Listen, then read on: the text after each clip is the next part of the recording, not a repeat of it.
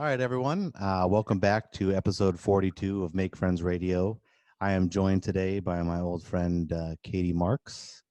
Katie is one of the people that helped me through my fitness journey quite some time ago. She was an important role in that, and we've become friends ever since then. She was always one of those people that would encourage me at the gym when I was feeling extra thick and needing to get my work on. So happy to have her here. And I wanted to bring her today because Katie is an important voice in Sacramento and a local entrepreneur, a business owner. She's also the head waxer at Beehive Waxing that she owns. Katie's a strong voice for body comfort and women empowerment in Sacramento. And like many of the other people, or small business owners, I should say, in Sacramento, she's been drastically impacted by the Rona. So we're going to talk about her new location today, her employees, and how they have suffered as a result of this, herself, and all those type of things. Did I catch everything? Yeah, I love talking about myself. So this is I'm here for this. Wonderful. So is there anything that I missed? You want to say hello to everyone? Hi, I'm Katie, and I own Beehive Waxing in Sacramento. Do you want? I guess I could talk to you about Beehive more Yeah, than please. I me. mean, so what is Beehive and what does it mean to you? I mean, is it where did the idea come from? What is it? What can people expect? That kind of thing. So Beehive is a waxing studio first and foremost. I've been a waxer for 10 years, and I started in New York City and moved to California. I had to get my cosmetology license once I moved to this state, and I did hair for a couple of years, but it really just wasn't my jam. Sure. And went back to full-time waxing, and I worked for Sleek Wax Bar in Midtown for 2.5 years. My best friend Gina owns it now and is my mentor. And with her help, I have opened up Beehive Waxing. We are a body positive, inclusive wax studio. I mean, that's essentially what we do. And as we have grown and added on other waxers, I say we, I mean me, I have grown and have just really fell into body empowerment, body positivity, normalizing waxing, education, teaching people how to take care of their skin, even if they aren't waxing. A lot of people apologize to me when they see me and they're like, oh my God, my brows. Oh my God. They're like, they're always apologizing for something they look like. And for me, it's not about waxing. That just happens to be my career. Yeah. Um, but I just want you to feel good in your body and good in your skin. And if that's having hair, if that's removing hair through waxing, sugaring, threading, shaving, trimming, I'm here for it. I just want you to feel good in our establishment and in my room and on my table, and know that I've got you. Like, it's an intimidating thing to walk into a space and have to undress in front of someone that you don't know very well just That yet. that's an And interesting point. So I know that there is a lot of kind of insecurities that come along with the trade, and I'm yeah, sure you have to see that on a regular basis. What do you typically do to combat that and make someone feel welcome, guys and girls, by the way? yeah, I wax men and women. I actually specialize in men's bikini services. I would say that as someone who has a lot of anxiety, especially around things that you've never done before, it's really important to every single step in Beehive is used to make you feel comfortable. From the moment you walk in my door, it was important that my lobby feel more residential than commercial. Hmm. From the incense and the essential oils that we diffuse, it's very specific. We have Hannah at the front desk, and Hannah is the first face you see, and they are just all smiles, and the customer service is there. Um, Okay. and then as soon as we take you to the back, it's all about explaining everything you're doing. A lot of people being nervous is because I don't know what happens in a waxing room. And we use Instagram. We do live Brazilian waxes. I do live Brazilian waxes with my friend Kay on Instagram when we could do waxing. And I'm walking you through every step. I'm cueing you with breath. Um, Beehive is also a place where we don't apologize for our bodies, for sweating, for having a period, for having discharge, all those words that make you uncomfortable.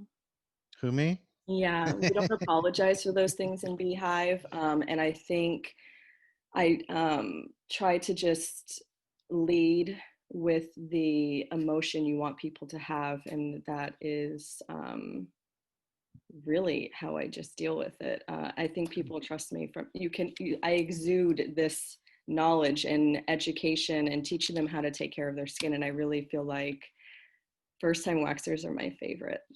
Just getting y'all, because I know you haven't waxed either. How do you know that? I could be a pro. Well, you haven't been seeing me. I guess we aren't that tight then, sir. But really just getting people to feel comfortable enough to let me wax them, and then learning that I have them. I have the capacity to hold space for these people as they go through what Yeah. they're about to go through. And And then, the skill is what gets them through a wax. I guess that's the difference between crying and feeling comfortable, right? Yeah. How that hair comes out. I mean, some people are crying anyway. I feel like Beehive sometimes is a therapy session.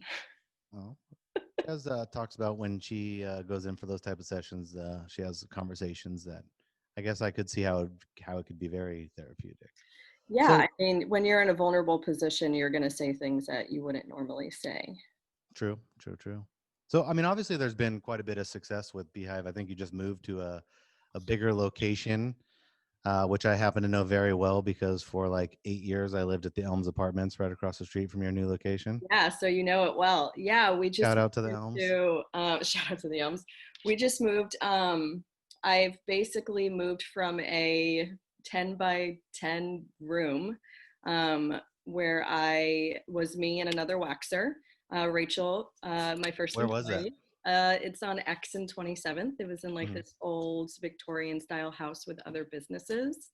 Um, and Rachel and I were working 7 days a week, and we were just splitting the time. If I was there, we would just switch back and forth. Mhm. And we got to a point where we were both fully booked and literally had zero time to work more in our space. And I decided it was time to get a bigger space. And I went big. So now we have a 1,600 square foot space. I have There's three of us waxers. We have a nail artist. Her Instagram is Taylor Nailed It, and we have a permanent makeup artist. It's a good name. Yeah, and then we have a permanent makeup artist. Grace Aesthetics is in the building also, and Hannah, Not just who waxing. That's a bevy of cool services. I know. So then we have Hannah, and then my good friend Kay. Uh, Runs the Vulva Witch, and she is doing vulva photography in my space when we aren't there. So that's a whole nother episode. But That we're doing certainly lots sounds of like its own lots of episode. great. We're doing cool stuff in So there. you're on 28th and U now, right? We are on 28th and U, and right now we obviously cannot be open, but we are doing in-store shopping days every Saturday, where I'm just basically bringing in local makers, and I Mm. prefer with preference to queer and BIPOC Mm-hmm. local makers that need a place to sell their goods. We're all struggling right now, and it's just I just want to give back and give people a space to sell their goods. For sure. Yeah. Is it the very corner building? Yeah. So the building is 4 units, and Mm. Beehive occupies two of them. Sweet. You know Yeah, what that used to be before you moved in? I do. A seedy massage parlor. I do know that. Yeah, there would be some funny fellows coming out of that place No doubt. when I lived there. I mean, there still is. Oh. That's hilarious. So, I mean, in terms of growth, obviously you have some really cool stuff going on with your business, Yeah. trying to adapt. What's the growth plan look like? I mean, do you kind of plan to primarily keep it waxing, or do you want to expand to hair and other type Um, things? I want to give the opportunity to other women to grow in what they do in the beauty industry. And actually, I hope to buy the building that we're in and turn the other spaces into other female owned businesses. That's cool. So, kind of like a not a co-op, but something to that effect, where everyone Yeah, kind of contributes a bit. cooperation, a That's pretty sweet. collective of sorts. Collective. I think that's the Yeah, term. that's the word we Collective. were looking for. Yeah, so much better. Yeah, So before we jump into the kind of negative impacts that we were talking about a little bit earlier, yeah. what made you kind of take that initial step, right? I mean, it's kind of got to be somewhat scary to venture off onto your own, especially not expecting what we're dealing with now. Why did you, or what helped you to make that decision from going from working for someone to then becoming an employer yourself? Um, it is scary. I would say for me, it was the financial need. When you work for someone, it really should just be a stepping stone into the Mm-hmm. next step. So I had been working for other people for all these years, and I financially needed to make, in my personal life, needed to make more money. I was Mm-hmm. going through a divorce and I needed to be able to pay my own rent and health insurance. So I needed to make more money and it just wasn't going to be at that place. And I talked to Gina, seriously, get you a boss that wants you to move on and wants Mm-hmm. to see you grow.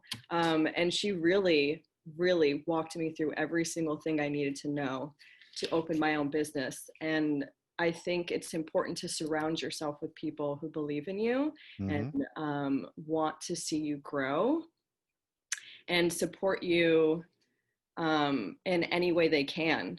You know, like Right. having a best friend who's not only in the same industry as you, but could be considered competition and being able, it just shows that we have the ability to coexist in this city that loves its local shopping and Sure. local And vendors. still be successful. Yeah, there's enough people to go around. And I think sometimes in this industry, people forget that there are enough people in the city to go around and there's, I will say it probably isn't only in that industry. I think most yeah, professions actually have jobs that yeah, don't have quite the experience that you did, where even in some cases where they're afraid to even tell you, hey, you did a good job, because then that makes you feel more valuable to them and they can't take advantage of you.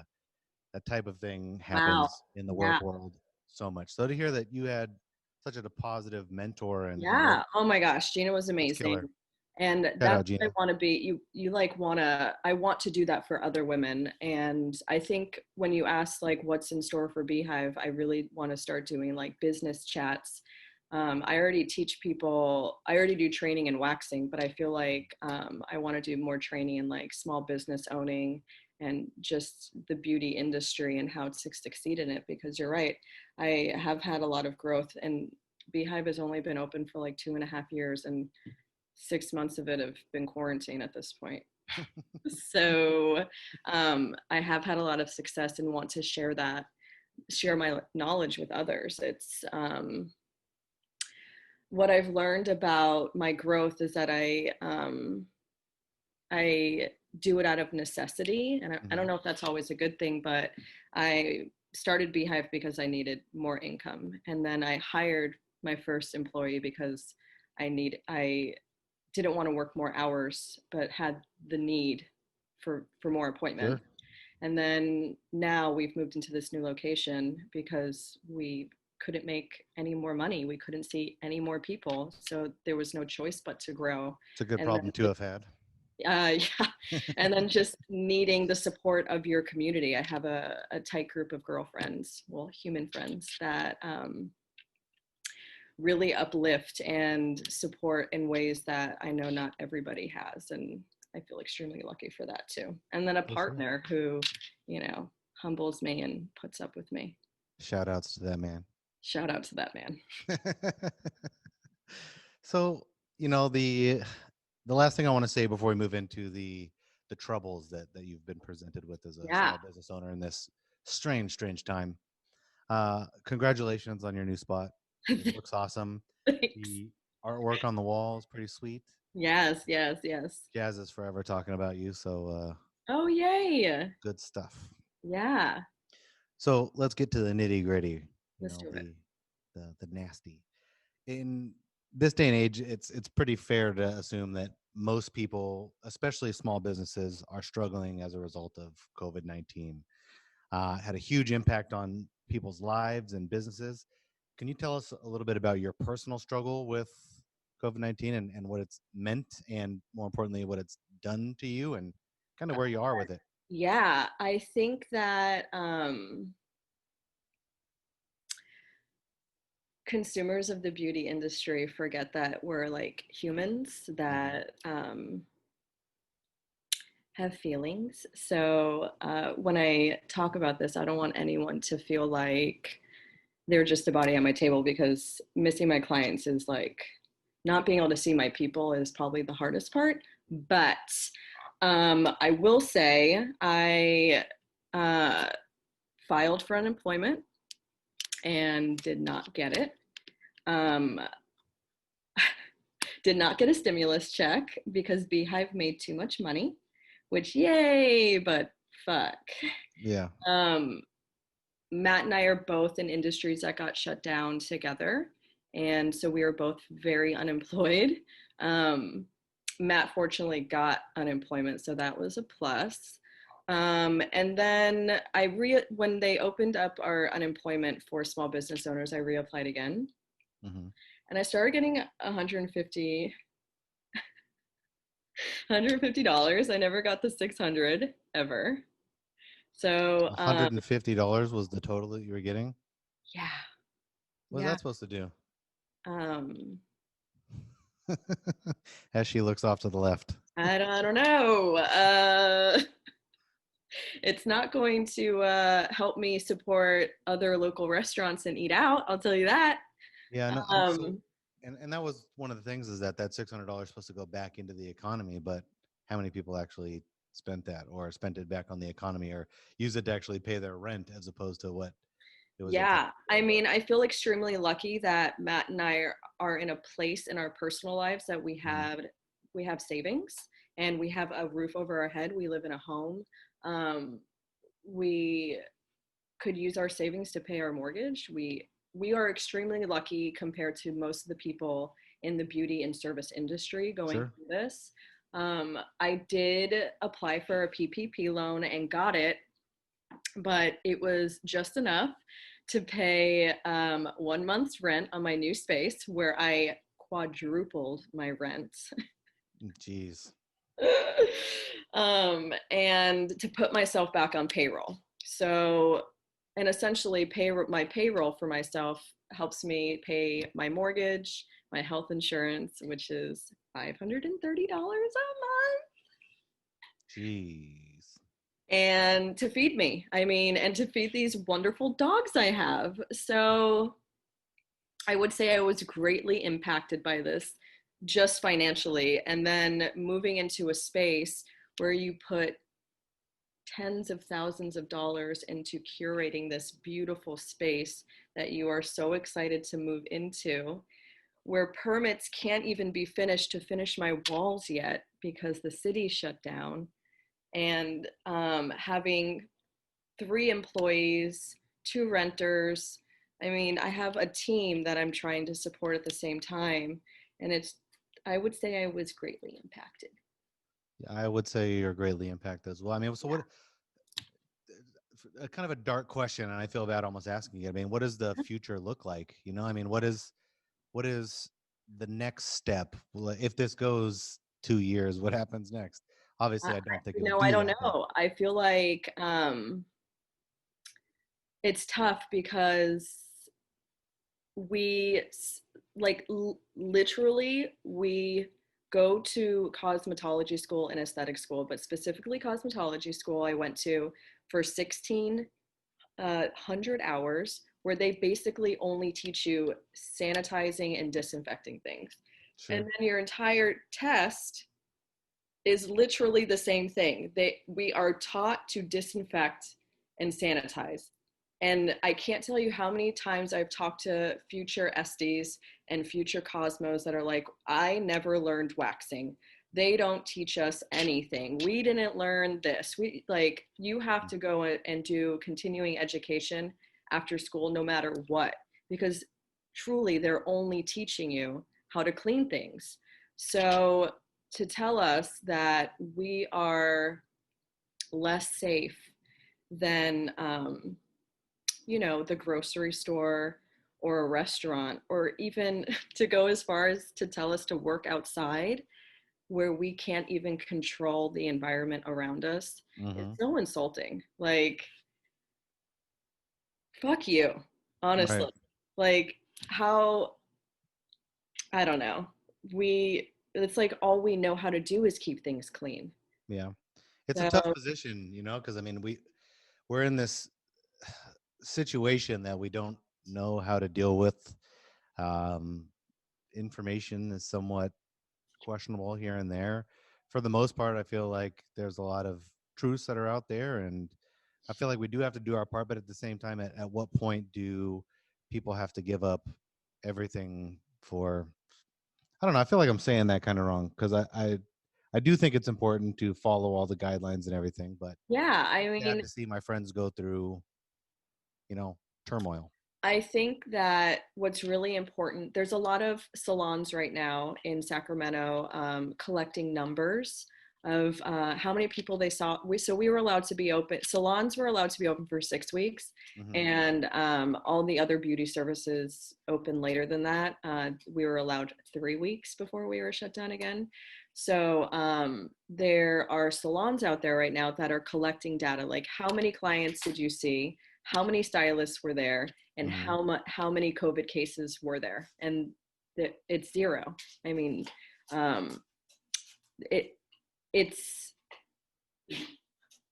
if we are following the protocols, we are not giving everyone COVID. Yeah. I think there's a stylist in I want to say they were in the Bay. Don't quote me on it though, guys. That two stylists both tested positive, worked not knowing they were positive, and saw a certain amount of people and didn't Hmm. pass it on to any of them because they were following all of our new protocol with masks, with shields and all the other shit they have us doing now. It's working, so why not let us use it? Right. Yeah. I mean, I empathize. I just it's hard to know where you're supposed to stand in this day and age. I mean, Yeah. I know it absolutely blows for you guys. Um, I don't know where I stand. I mean, Yeah, I I mean, wish it's I wish I could say something more powerful to you. oh, Uh, but yeah. yeah. I feel like the hardest part for me, I know that we all want to open, and some people, we all have our own shit going on right now. We have our own problems and our own issues going on in our life, and we're trying to save our salons and save our livelihood. And I feel like, of course, I want to open, but I want to open safely. Like, it's still a pandemic. Yeah. So I think what people need to understand is like,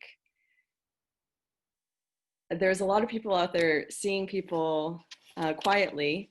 And at first, I was angry. And I think as this pandemic has gone on now, 5 months, I've removed myself from that feeling and realized I was jealous.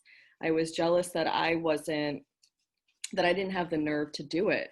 And it's we've gotten to a place where I'm resentful to the governor because he's put us in a position where we have to be angry with people in our own industry Hmm. and turn against each other. And I feel like it's tearing people apart. to have to make these decisions. I don't want to have to make. So there's Open Safe Sacramento. There's a group of there's a salon owner in the Bay Area who on August 17th is saying she's opening no matter what. She has decided she is saying, fuck you to the man, we're doing this and we're going to do it safely. Mm-hmm. And she has created this initiative with, and she has a website, and you sign this waiver, and you that you're following all these protocol, and you're uploading pictures of what your new protocol are, and like your PPE, Mm-hmm. and like showing all these pictures of what you're doing. And she's created like a GoFundMe so consumers of our industry can donate to if we get fines, if we get jail time, like all these things. It's so scary. And I was thinking that I might open up and do it and like take a stand against it. And the more I've been thinking about it all week, it's like, am I willing to, like, what if someone makes an example out of Beehive and I lose my license? Or Yeah. it's just scary that like I could do it quietly, but then it's like, what's the point if Well, like the I point is know personally that you're trying to do the right thing. I mean, I've always. seen you talk I'm about it, such a rule follower. and It's crazy. I hate it. for anyone that's listening, you know, she is not downplaying the Rona whatsoever. Uh, but we have to take into account just what is happening to people's livelihoods. I mean, as you heard, $150 is not really going to feed anybody. Where else is that supposed to come from? I think all that we can ask of everyone is just do your part to keep people safe. We wouldn't be in this position if you guys would just stand 6 feet apart from each other or wear a mask and, you know, not try to talk about your liberties or whatever it might be. Do the right thing. Help us get back open. Help my friends here get back into their jobs. Yeah, oh yeah. You can say I'm spreading lies and that I'm part of the system trying to hold you down, I but mean, if you need me to tell these people to do your put on part. their fucking masks, I will. Like, please put on your mask. I don't care if you feel like it's not doing anything. Just do it. Like, The just stop. analogy I like to make is if I was going to fart in your face, would you rather I was wearing underwear or not? Real talk. Like, I mean, Yeah, you want that's me bare assed right in your nose, or do you want a yeah. piece I of cloth mean, there? I've been very fortunate not to have anyone walk into my building and fight me on it, but I Hmm. think it's because I make it very clear how I feel, and I have very clear boundaries of what I expect from my clients and people that enter my establishment. And if you want to disrespect that in my space, I mean, it's not going to fly, No, that's on you. you know? On So I feel very fortunate that I haven't dealt with any Karens that feel like they need to tell me what to do with my mask. That's surprising. Yeah. Sacramento seems to have a Karen rise.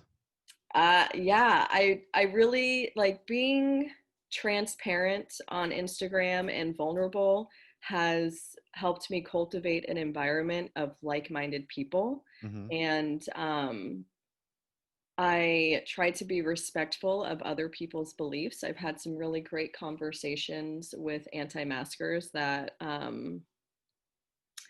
want to tell me that they won't come back until they don't have to wear a mask, and that's fine, you know, like that's your decision and this is mine. This is my space, this is my business. And Right. I haven't had any And they're not putting anybody else at risk. They can choose to yeah, put people at risk elsewhere. When we have an answer for all this, come back. yeah, I just don't have time for it.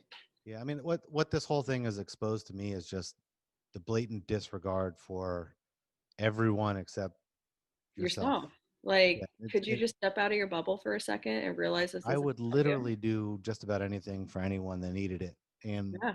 it's just so strange to me that such a simple request that could save someone's life, um, you know, it's met with such like you can't control me, but if things like all lives matter, Or pro-choice. pro-choice, there you go, right? This is Mhm. everyone deserves to live, right? So why are you doing your part to make sure that that doesn't happen? And how can you tell us you want to be able to go out, but you don't want to make it safe for everyone to go out? Like, you can't tell us you want us to open our businesses and let you live, but you can't put on a fucking mask to make it safe for us to do that. Well, I will tell you, I understand your want to open, and I really do appreciate the fact that you're taking it seriously Yeah. and trying to do your part to do it correctly and not bend rules and do like some other people are. So I do commend you I on do that. want to say that the people that are bending rules, I support you. We all have our decisions that we Hmm. make and the reason that we make them. I have personally, like, my choices are my personal choices, and I don't want anyone to think that I would ever judge. I mean, at first I was very angry, but because I was jealous, Sure. honestly. So, whether you're open, whether you're not, whether you're sneaking people in the back, whether you're cutting outside, whether you're cutting at home, whether you're waxing, mobily, whatever the fuck you're doing, do you, but please do it safely. For sure. Yeah. So obviously, this is a struggling industry. How can someone like myself or any of the listeners here help you and your industry? What can Um, we do? Are there T-shirts we can buy? Are there gift cards we? Tell me what we could do. I will say supporting your people is super important, especially on social media. Listen to what they're telling you and what they're asking you to do. A lot of people in our industry are telling you what they need. You just need to listen. Telling us that we need to open, isn't it? Asking us if we're doing anything under the table, isn't it? If we are, we're going to reach out to you personally. I would say for Beehive, gift cards aren't really helpful. I don't know if other people in the industry feel that way. You're spending money now, but when you do get to use it, we're all gonna be screwed because we're not getting money in the future. Sure. For Beehive, we're doing in-store shop days where I am opening our lobby up to people to come in and shop Beehive products and everything I support, and any local makers that I can get in there. Um, that's really helpful. Reposting, liking our pictures and our posts, and interacting with us on social media, keeping us relevant is really important. Um, uh, I would say reaching out to our senator would be really cool, urging them, like, shouting us out on Instagram is really nice, but I bet you Governor Newsom doesn't look at Instagram. Probably not. Our senators aren't looking at Instagram. So I know our senator is Pan. I think that's his name, Pan. And he's a doctor. So I feel like if you want to talk about numbers with him and our cases and how the beauty industry isn't contributing to this number, that would be really cool. But really just showing your support in any way that we ask. You know, we're not asking you, like, you don't have to assume what we need, because I guarantee you, if we need something, we're on Instagram asking for it, whether For it's sure. through a GoFundMe or us selling products. At the beginning, I was selling wax. Like, that's how desperate I was to pay my bills. I was selling people wax and teaching them how to wax at home. That's like a waxer's nightmare. We don't want you guys waxing at home. We make that shit look so easy. Like, it's not. It's not. You don't need to be waxing your own vagina at home. Like, I but you wouldn't need even money. You consider it. need money. Right. So, listening to what we're selling, listening to what we're asking, remembering that this isn't about you. Like, if one more person texts me that they miss getting a Brazilian, or they need to get waxed, or they can't go another month like this, I don't want to hear it. Like, I You'll don't want to go survive. another month not paying my mortgage. Yeah. Well, I feel for you, friend. Was that yucky? I felt kind of No, it yucky. wasn't. Yeah, it's real. I mean, I think Yeah. people can relate to this conversation quite a bit, whether or not you agree with some of the things that we've said. I mean, Mm-hmm. it's real. Everyone is having these type of conversations. They're not just Yeah. doing it We all have our stuff. publicly. And if they are doing it publicly, they're usually being pretty nasty to each other. Yeah. Yeah. Um, So yeah. I've noticed one thing about your social media presence is that you are extremely positive to small businesses, to local creators, and have constantly gone through and talked people up, talked little food services up. I think Mm-hmm. it's a really solid thing to do, and kind of a testament to your character, right? That you are Yeah. willing to go to bat for other people. Is there anyone that you want to give a shout out to? Wow. Wow, you're putting me on the spot like that. Yeah, Um, yeah. at first, I want to say that yes, small businesses are greatly loved in Sacramento, and that makes it, in the past, not pre-COVID, it has made it really great for small businesses to succeed in our little beautiful city, and I Mm-hmm. love that. And it has always been important to me to really stand behind anything Beehive sells in its spot. Um, and that, from the wax we use to the products we use, the products we sell, like every single product that I have in Beehive is something that I've tried, that all my employees have tried, and that we know we can stand behind. And that has only grown into other services that I use. You can be sure if I'm shouting someone out on Instagram, it's not because they asked me to, it's because I fucking believe in it. So I would say that the people I'd like to shout out are, hmm, I want to start with Dr. Floyd. She is at Better Balance Acupuncture. She is a complete angel. She is the most wonderful human who specializes in anything, um,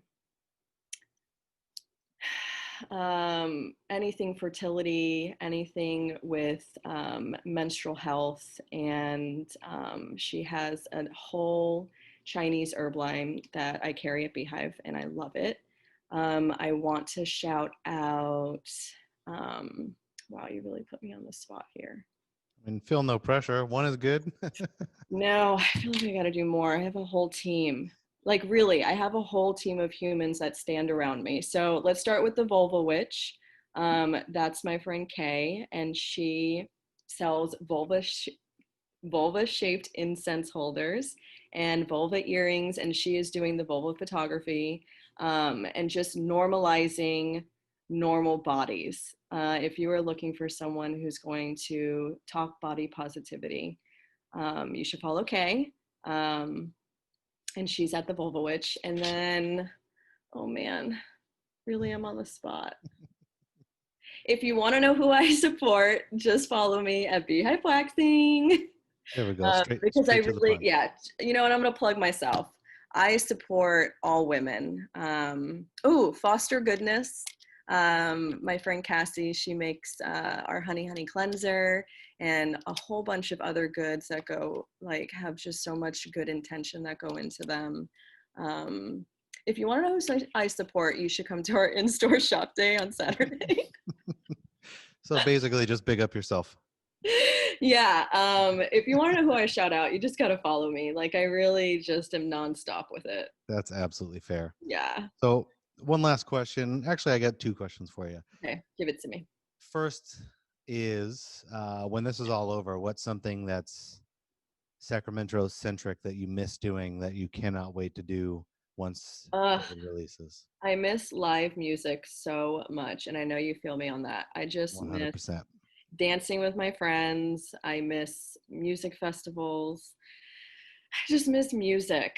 I miss like gathering during, like, we missed our whole summer. Sacramento Yep, summers are the best. So I guess I cannot wait until next summer.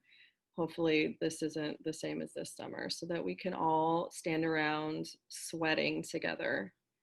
And I miss, absolutely. like, Twitch has been keeping me company from the live music standpoint, but yeah, I it bet. only goes so far. Yeah. And I just miss like eating out and experiencing good food with good people. Yeah, we are well known for that in this city. We are. So before we transition to the DJ mix, I just want to ask if you could put one positive message out there into the world, what would that be? Ooh. Wow, I know you told me you were going to ask me this, and I should have thought of an answer. Shit.